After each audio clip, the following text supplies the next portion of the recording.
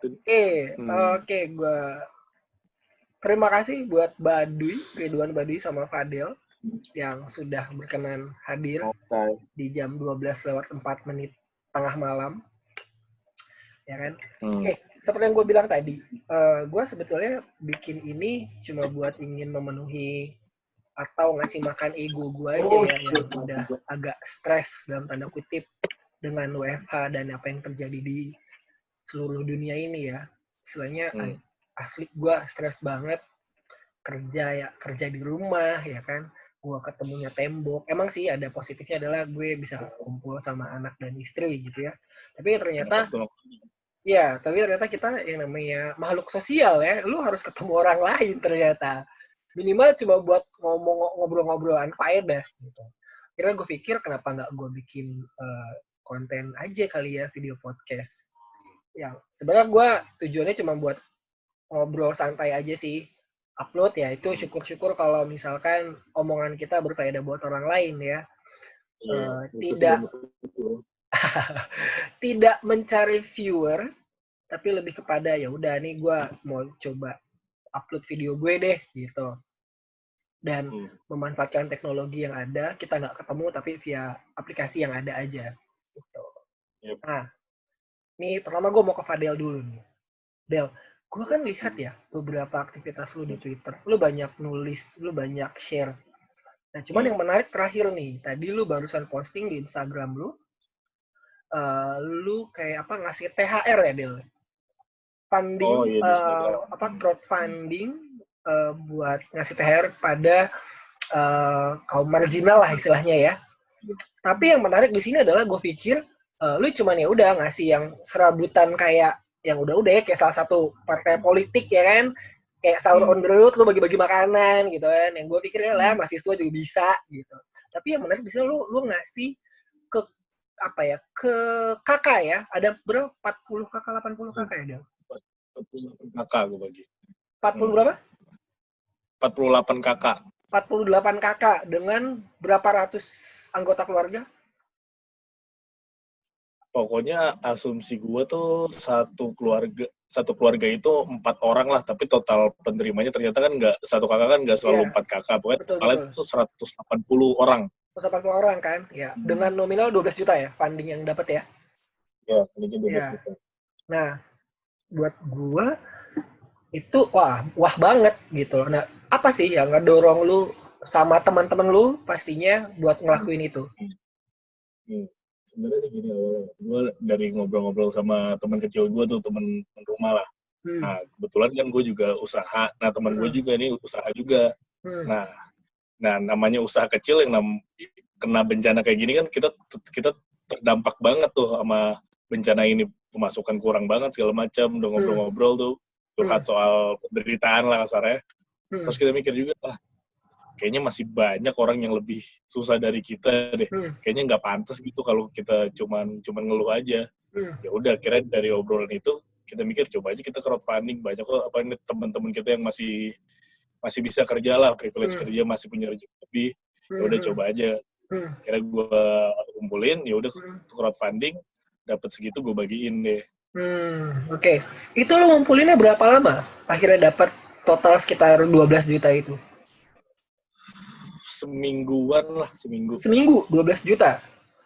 Lo pakai aplikasi kayak apa sih yang crowdfunding? Kita bisa ya? Kitabisa.com itu nggak sih? Atau lu hanya mouth to mouth aja? Mouth to mouth aja, gue publish di sosmed. Terus beberapa temen gue yang gue anggap wah ini kayaknya punya rezeki lebih gitu, gue japriin. Akhirnya ya dapat segitu. Oke, baik. Nah, terus dari nominal yang didapatkan total itu semua, lu bagiin per kakaknya berapa?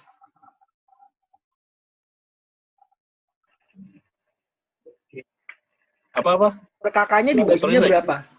Satu kakak itu dapat berapa? Gue kasih uang cash itu 250.000 sama masker. 250.000 sama masker?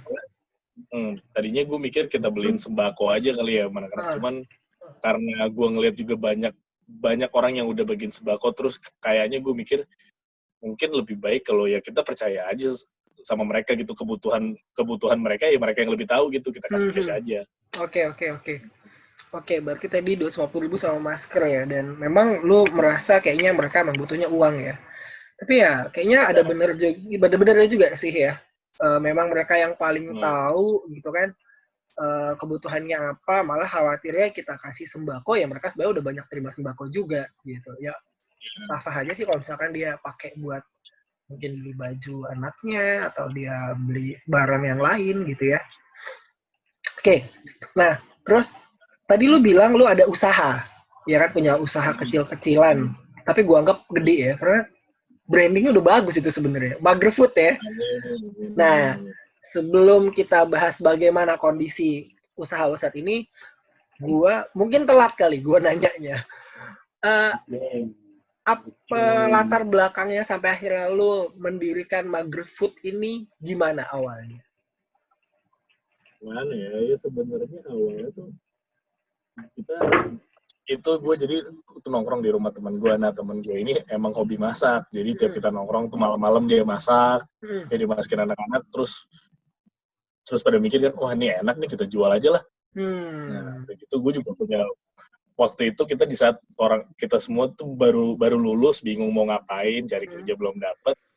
Ya kepikiran juga lah, salah satu masalah terbesar di Indonesia kan gitu, gue ngeliatnya ya, angka pengangguran yang tinggi. Nah gue mikir sama teman-teman gue, kenapa kita nggak cobain aja nih, lagi pula kualitas produknya lumayan gitu.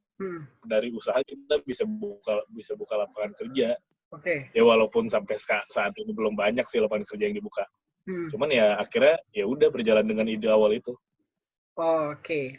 Nah, terus berapa lama lu akhirnya setelah lu memutuskan dan lu akhirnya bikin usaha itu berapa lama sih lu mikir dan diskusinya, atau malam itu lu nongkrong ya udah besok jalan gitu?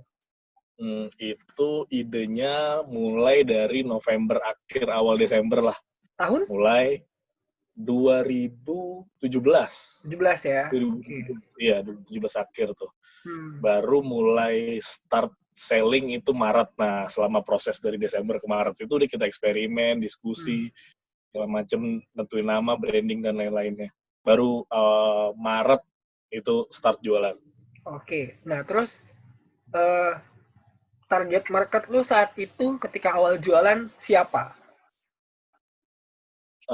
Gue ngeliat karena gimana ya, kan gue juga ngeliat harga kompetitor ya, kompetitor dengan makanan sejenis gue itu ya harganya emang agak tinggi lah sebenarnya. Buat kantong gue aja sebenarnya tuh nggak ramah tuh, sekitar 40 ribuan. Nah gue jual itu 30 ribuan. Target gue ya orang-orang kuliah, orang-orang kerja awal yang memang punya duit lebih sih sebenarnya target gue.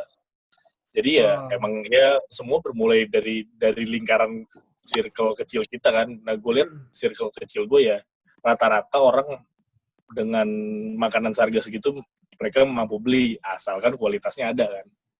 Oke. Gitu. Berarti lu adalah salah satu pengusaha yang mementingkan kualitas ya. Kualitas number one ya. Pokoknya orang kalau udah enak dengan kualitas seperti itu berapapun akan datang lagi lah, intinya gitu ya. Iya. Oke. Namanya kenapa Mager Food? Kenapa Mager Food ini menarik sih? Nah, rumah temen gue itu emang tongkrongan. Jadi rata-rata teman-teman SMA gue tuh nongkrong di situ. Nah, nama kamarnya itu kita namain tuh Mager Room karena siapapun yang ke situ pasti mager. Itu jadi tempat cabut kuliah, cabut apa, pokoknya di situ deh kita ngumpul bermager-mageran. Dari situlah ya udahlah. Udah gitu konsep kita juga awalnya emang online kan. Cocok lah buat orang-orang mager gitu yang aduh malas banget nih mau jalan ke restoran, ya udah dipesan lah via aplikasi kan. Jadilah ketemu tuh namanya Mager Food. Oke, jadi berawal dari Mager Room akhirnya berubahlah jadi Mager Food ya. Malah gue pikir kalau misalkan bisnis lu masih sukses sampai sekarang, bukan masih sukses ya, dalam artian semakin besar, gue yakin mungkin lu bakal ngebangun Airbnb juga kali ya. Jadi Mager Food itu first-nya, terus punya grup baru namanya Mager Room gitu ya. Mungkin bisa itu sebenarnya salah satu mimpi besarnya itu tuh. Iya. Apalagi pokoknya intinya yang mager itu brand lu lah ya. Iya, bahkan dapur pertama gue pun di Bagerum. Dapurnya di kamar pertama. Di kamar ya? Di kamar. Gimana? Jadi gue Gimana? Jadi gue tuh di jendela gue pasangin kipas buat jadi hexos, kasur gue angkat. Ya lu bayangin aja dapur di kamar, di fryer, kompor, wah itu udah berantakan. Iya. Lu kompor bawa ke situ gitu ya. Aqua galon ya kan. Gas gitu. Meledak kelar udah ditemukan beberapa onggok daging mahasiswa yang berusaha masak dan akhirnya meledak. Oke. Aduh, astagfirullahaladzim ngomong kayak gitu. Nah, di akhir tahun 2019 kemarin ini kan kita mulai mengenal yang namanya coronavirus disease ya, 19 atau COVID-19. Nah, sebelum kita bahas COVID-19 nih, gue tarik lagi ke belakang. Sebelum akhirnya COVID-19 ini datang di Desember, kalau nggak salah ya, correct me if I'm wrong, kondisi bisnis lu seperti apa? Kalau emang dilihat sih sebenarnya statistiknya kalau dari tahun-tahun sebelumnya emang di akhir tahun tuh itu biasanya menurun. Oh, akhir tahun menurun? Dan akhir tahun menurun dan kondisinya emang di 2019 juga lagi menurun dari bulan November, Desember. Kalau berdasarkan statistik tahun kemarinnya, kita mulai naik itu bulan Februari, Maret. Baru habis Lebaran tuh sampai peak-nya, puncaknya. Oke, peak-nya sendiri kapan biasanya? Biasanya tuh kalau dari bulan kemarin itu dari Juli sampai Oktober tuh lagi tinggi-tingginya tuh. Juli sampai Oktober ya? Berarti let's say, Juli sampai Oktober. Oh, berarti di semester kedua ya? Oke. Nah, dan lu kan awalnya kan di rumah, terus akhirnya lu buka di GoFood apa namanya? GoFood Festival di GBK. GoFood Festival di GBK. Apa yang membuat lu akhirnya membuka Magerfood di GoFood Festival GBK? Awalnya kan lu pernah gua chat, lu cuma buka di rumah ya, di Bintaro ya, di daerah Bintaro Pondok Aren Tangerang Selatan ya. Kenapa lu akhirnya buka di GoFood Festival? Ya sebenarnya ya alasan semua pengusaha lah, ekspansi gitu, buka cabang baru. Karena ya emang juga kita ngerasa ini satu store kita udah mampu nih ngelolanya nih, kayak butuh tantangan baru, pembelajaran baru gimana kalau kita ngelola 2 cabang. Ya udah, kira ada kesempatan itu kita buka. Terus salah satu pertimbangannya juga kita bisa hire orang baru, kayak mimpi awalnya buka lapangan pekerjaan, ya udahlah kita cobain ya. Dan akhirnya berapa karyawan lu? Total karyawan sampai saat ini sebelum COVID-19 5 orang. 5 orang. Di GoFood Festival berapa? Di Bintaro berapa? Kan kita per shift rolling ya. Pokoknya satu shift itu biasanya 2 orang. Kecuali kalau di GBK biasanya kalau pagi itu tuh sendiri. Soalnya kalau di GBK siang gitu siapa yang datang, masih sepi banget. Kalau weekday pun orang kantoran nggak ada yang datang? Atau pesanan dari GoFood? Nggak ada yang datang. Oh, nggak. Itu dikit banget. Sebenarnya pertimbangan awalnya itu kita buka di situ karena gue mikirnya kan, wah ini daerah Sudirman nih, perkantoran. Kayaknya online-nya bakal kenceng. Ternyata ya nggak kayak gitu, online-nya sepi. Yang ramai justru offline-nya pas mulai sore sampai malam tuh. Ternyata pasar utamanya di situ orang-orang yang jogging olahraga di GBK. Pulang kantor di GBK sama pulang kantor. Dia pulang kantor, dia nungguin macet reda, olahraga dulu di GBK. Terus itu makan baru balik. Oke, iya. Malam minggu rame lah ya? Enggak, justru yang rame itu weekday. Paling rame itu Jumat malam. Jumat malam. Kalau ada acara di GBK pasti rame? Enggak juga. Malah justru kalau ada acara di GBK justru rata-rata dia ketarik kan sama event itu. Dan biasanya event-event di GBK punya stand F&B sendiri. Oke. Kalau pas CFD lu buka? CFD itu buka sebenarnya. Rame? Kalau jam operasionalnya itu kan jam 10 startnya. Kalau hari biasa. Kecuali hari Minggu itu start jam 8. Sebenarnya sih yang datang orangnya trafficnya di tempat itu rame. Tapi kayaknya makanan gue nggak cocok buat pagi-pagi gitu, apalagi orang habis olahraga, makan gue kan ya rada pedes gitulah.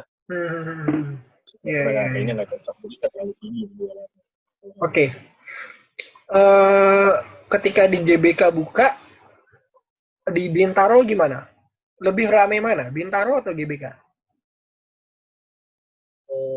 Hampir sama sih sebenarnya, hampir sama. Hampir sama rame. Oke. Nah, setelah COVID-19, semua berubah ketika COVID-19 menyerang. Iya, itu dia. Ini emang makhluk paling paling bangsat lah ya. Iya. Oke. Nah, pas COVID-19 datang ini, lu langsung tutup di GBK atau lu sempat buka dulu sampai akhirnya pemerintah mengeluarkan kebijakan untuk WFH dan PSBB? Di GBK gue waktu mulai ada pasien positif pertama itu kan masih belum PSBB kan, belum ada. Ya, gue buka seminggu awal, tapi setelah gue lihat wah ini kayaknya bahaya juga, apalagi public space kan, udah gitu orang-orang pasti bakal takut untuk ke tempat umum yang keramaian gitu. Seminggu setelah ada pasien positif, gue tutup GBK. Tapi Bintaro masih buka. Di Bintaro itu enggak, Bintaro jalan 3 minggu lah setelah ada pasien positif gue tutup, karena ya trafficnya sepi banget. Udah gitu kan gue di situ masih rumah, perkomplekan, perumahan gitu.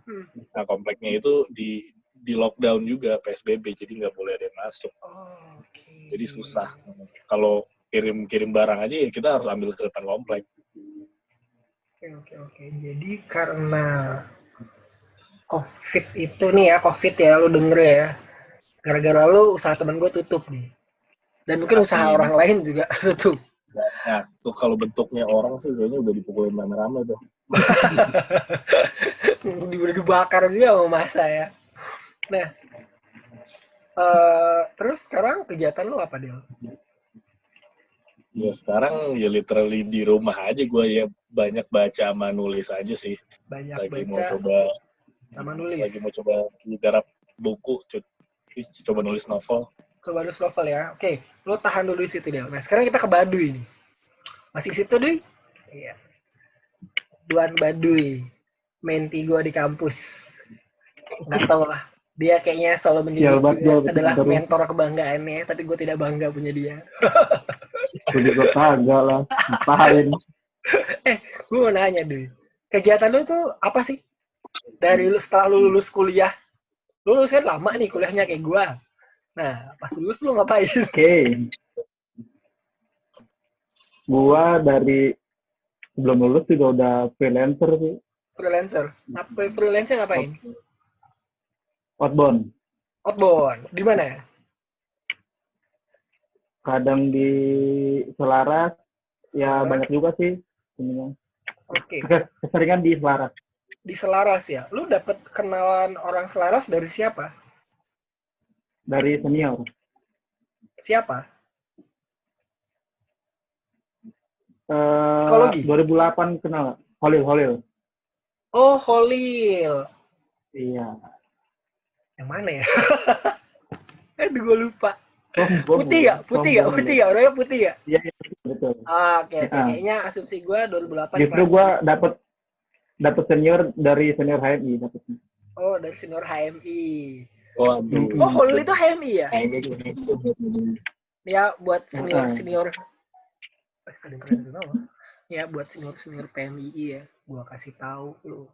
Ini ada junior lu, militan. Ini di bawah gua nih, militan. Ajak kayak kerja, ngapain kayak sapu-sapu rumah kayak. Berbakat lo dia. Seberapa sering lu turun di training itu? Di outbound. Gimana? Seberapa sering lu turun di outbound Selaras? Oh, seminggu sekali lah, gitu. Sekali event itu kan bisa 2-3 hari, kalau lagi sering gitu. Seminggu 2-3 hari. Dibayarnya berapa? Gini, lu dibayarnya per bulan atau enggak per event? Per event. Jadi langsung dibayarkan atau tunggu berapa lama? Oh, langsung. Per hari atau per event berarti? Per event atau per hari? Hitungannya sih per hari, cuma ya kadang banyak juga yang per event sih. Oh, kalau per hari itu kan misalkan satu hari 300.000. Berarti kalau eventnya ada 3 hari kan berarti 1.100. Iya betul. Oke. Jadi sebetulnya lu di per hari atau per event bayarnya? Lebih sering per hari. Per hari. Sekitar berapa deh? Nggak usah spesifik sih. Yang penting detail aja berapa. Apa bedanya? Ya itu 300 sampai 500 ya. Wih, 300 sampai 500 ya. Wah, lumayan. Lu ajak-ajak dong padel. Iya, benar dong. Nah, padahal tarifnya mahal ya. Iya, loh. Ya, Justru lu ajak padel, ya kan? Lu ajak padel di situ bisa jualan mager food, orang itu masuk sama mager food, lu dapet endorse mager food, ya kan? pasti itu. Seminggu sekali aja lu makan mager food. Permasalahannya kebanyakan peserta itu mintanya observer itu perempuan atau wakilnya. Oke. Ya kalau lu nggak bisa nyediain padel sebagai observer, minimal mager food-nya lah jadi konsumsinya. Benar. Saya sebagai siapa di sana? Loh, observer minimal kan gini. Kan kalau kita bicara area kendali diri ya, itu ada 3 ya. Yang lu bisa kontrol dan pengaruhi. Yang pertama ya, area yang bisa kontrol dan pengaruhi. Area kedua itu adalah area yang bisa lu pengaruhi. Dan area ketiga adalah area yang tidak bisa lu kontrol dan tidak bisa lu pengaruhi. Setidaknya kan lu di sana, walaupun tidak bisa mengontrol, setidaknya lu bisa mempengaruhi. Minimal kan kayak, wah ini enak ya, tapi teman gue punya nih lebih enak, namanya mager food. Kita tinggal pesan, ntar ada gini. Ini, lu pakai dong strategi jualan. Jago bantu temen lah. Permasalahannya juga kebanyakan pesertanya bukan milenial, bapak-bapak, ibu-ibu. Nah, justru makanan ini tuh kita kenalkan sama bapak-bapak dan ibu-ibu gitu. Ini ada makanan anak muda, ya kan, anak wirausahawan muda yang rising star nih punya brand bu, namanya Mangrove Food. Itu bangke itu siapa yang ngomong? Gitu ya dong. itu belum bisa lah ya. Oke. Nah, mempengaruhi itu kayak lu. Oke. Nah, itu lu selain aktif di freelance Selaras, lu aktif di mana lagi? Suara gue kurang jelas ya?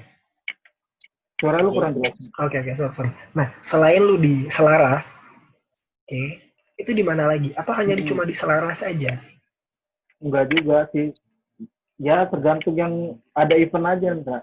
Tergantung yang ada event aja ya. Yang banyak lebih sering di Selaras. Sering di Selaras. Sampai kapan terakhir? Terakhir itu kita COVID November ya. Desember, Pak. Agustus lah. Agustus. Oke. Iya. Setelah itu kegiatan lu udah nggak ada lagi? Ada lagi bantu ngebuat biro psikologi. Biro psikologi. Oke. Ya. Apa? Jadi kayak semacam PLP gitu ya? Iya. Oke. Nah, ada yang menarik nih, Doi. Lu kan punya apa ya? Gua nggak tahu apa nama bahasanya ya. Taman Bacaan Perigi, iya ya. Itu apa? Iya. Kayak kegiatan sosial ya jatuhnya? Iya betul. Iya. Nah, lu salah satu foundernya, founding father istilahnya. Apa ya? Bukan founder sih. Tapi? Co-founder lah gitu, bukan yang orang yang benar-benar nyetir. Iya. Oke. Nah, kenapa akhirnya? Gue generasi keduanya lah. Generasi kedua ya. Oke, berarti kan lu diajak. Ya. Diajak apa? Lu lihat, oh kayaknya diajak. Oh diajak. Nah, kenapa akhirnya lu mau gabung ke situ? Karena landasan awalnya tuh, ya kebetulan gue juga kan nggak suka lah baca buku gitu, masih kurang minat. Oke. Jangan sampai junior gue tuh kayak gue gitu ya, nggak suka baca buku gitu. Jadi daripada lu main balap liar, narkoba segala macem, nih ada nih teman baca nih, lu mau bikin sanggar, lu mau gitar-gitaran, musik, baca buku, oke di sini gitu. Oh, jadi nggak cuma tempat buat baca buku, tapi juga ada aktivitas lainnya. Iya betul. Oke, ada sanggar tari gitu ya, sama apa lagi? Ada kayak Teater. Teater ya. Udah pernah mentas? Kebetulan foundernya itu anak seni sih. Oh, anak seni. Udah pernah mentas belum? Mentasnya nggak di lomba sih, Indra. Cuma di hiburan-hiburan. Hiburan-hiburan ya. Oke. Itu mentas pas jadi pengisi acara dong ya pastinya. Kalau hiburan ya. Dibayar? Enggak. Itu kan cuma hiburan buat hari nasional aja. Oh, oke. Apa aja yang pernah ditampilkan sama teman-teman dari Perigi, Taman Bacaan Perigi? Teater pernah, terus drama pernah, baca puisi pernah, musik pernah. Oke. Anak-anak yang aktif di sana, Dwi. Katakan kan tadi kan lu bilang untuk ngajak anak-anak buat ya udah nongkrongnya di sana dan segala macam. Rata-rata usianya dari berapa sampai berapa?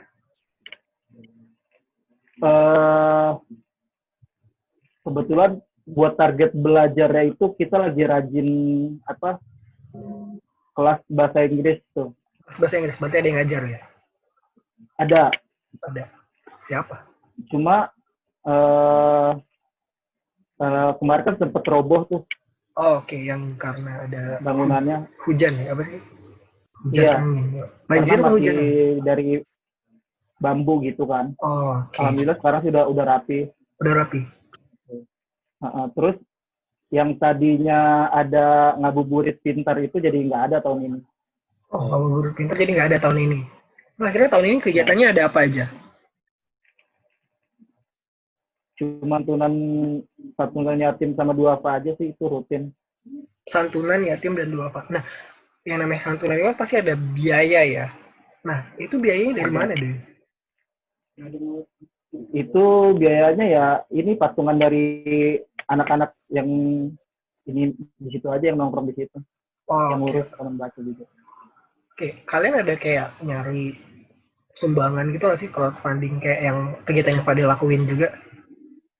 Ya hampir sama kayak Fadel modelannya.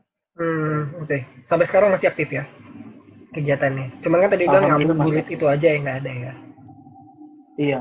Oke. Nah sekarang lu sendiri sebagai co-foundernya, lu udah rajin baca buku belum?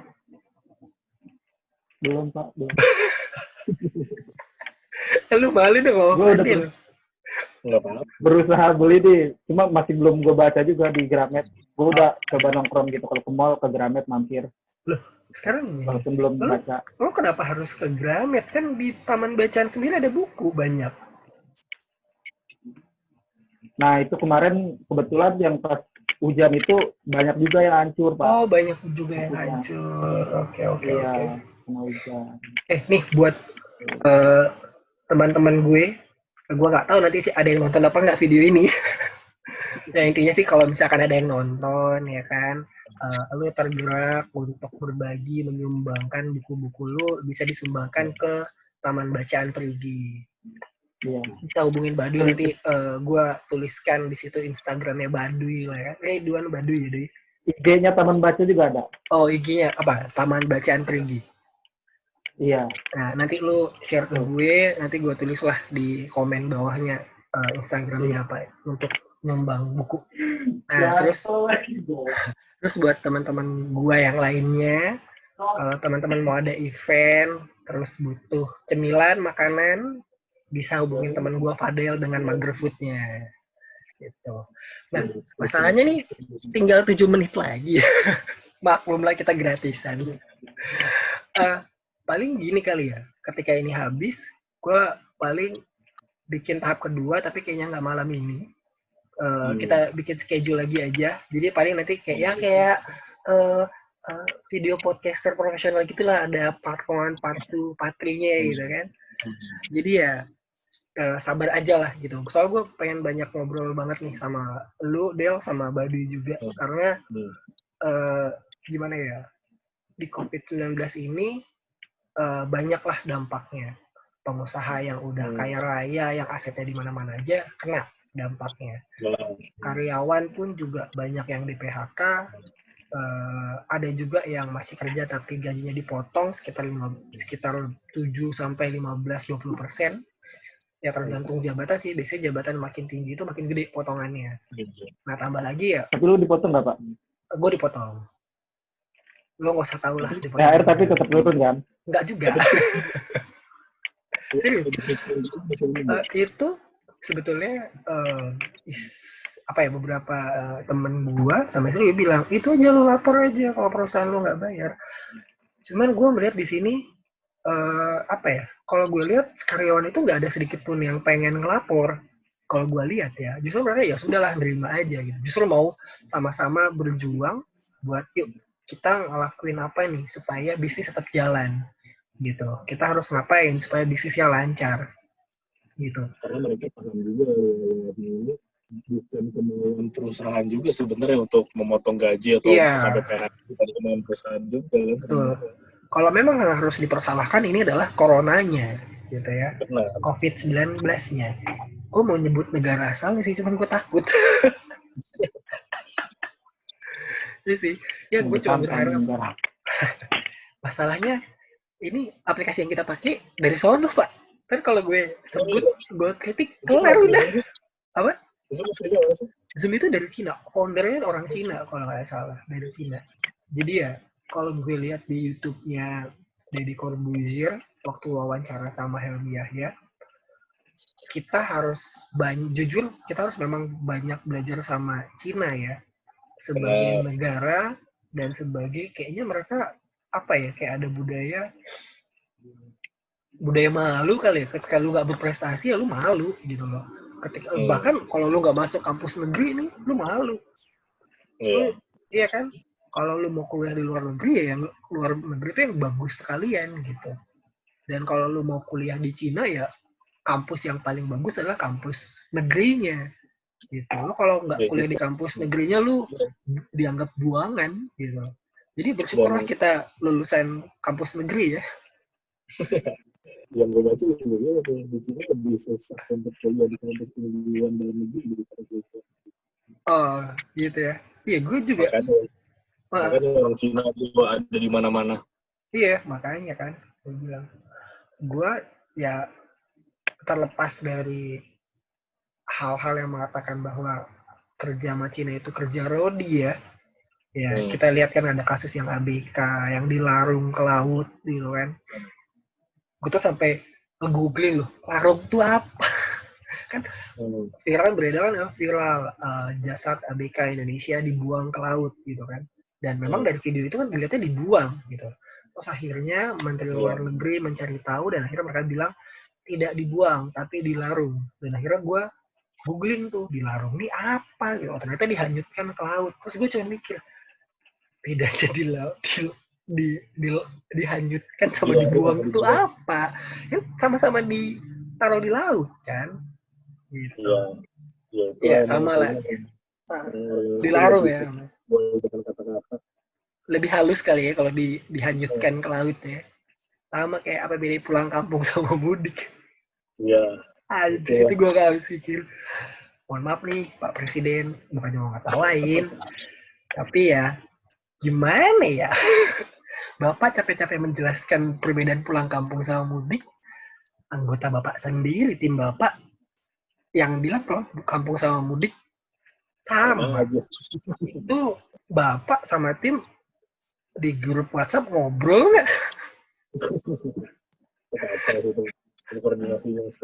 Makanya ya, tapi setidaknya gue dari kacaunya komunikasi pemerintah gue jadi belajar lah komunikasi itu sulit ya. Jadi kayak lo harus bisa ngebedain yang namanya outcome sama output. Iya. Iya kan? Apa tuh bedanya? Gue kira lo tahu, lo iya aja. Outcome itu lebih kepada tujuan. Nah, kalau output itu memastikan bahwa tujuan itu tercapai. Nah, contohnya misalkan nih, Del, gue minta tolong dong, lu bikin sekian 10 porsi mager food dengan rasa ini, rasa yang dulu pernah ada, terus lu kirim ke taman bacaan pergi. Nah, itu kan outcome-nya kan. Nah, output-nya adalah, Del, udah lu kirim belum? Udah, jam berapa? Gitu. Siapa yang ngirim? Yang nerima siapa? Habis itu yang nerima si Baduy. Habis itu gue WhatsApp Baduy, hubungin Baduy, Duy, gue ngirim ini nih dari sama GrabFood, udah nyampe belum? Lu katanya benar yang terima. Nah itu output. Gitu. Ya memang sih susah sih komunikasi itu, nggak gampang ngelakuinnya. Makanya ya lu harus memastikan informasi itu sampai apa enggak. Kalau sampai ya sampainya sama siapa. Gitu. Itu sih. Ya udah, gue ucapin thank you banget buat Fadel, buat Baduy.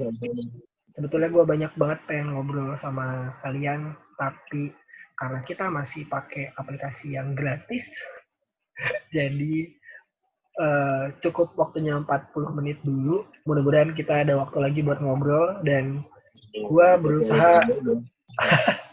berusaha untuk komitmen lah buat bikin video ini, minimal buat ngilangin rasa jenuh, terus dapat input-input baru lah dari teman-teman yang punya sudut pandang berbeda dari gue. Oke, sip. Thank you Baduy dan Fadel. Selamat malam dan selamat istirahat.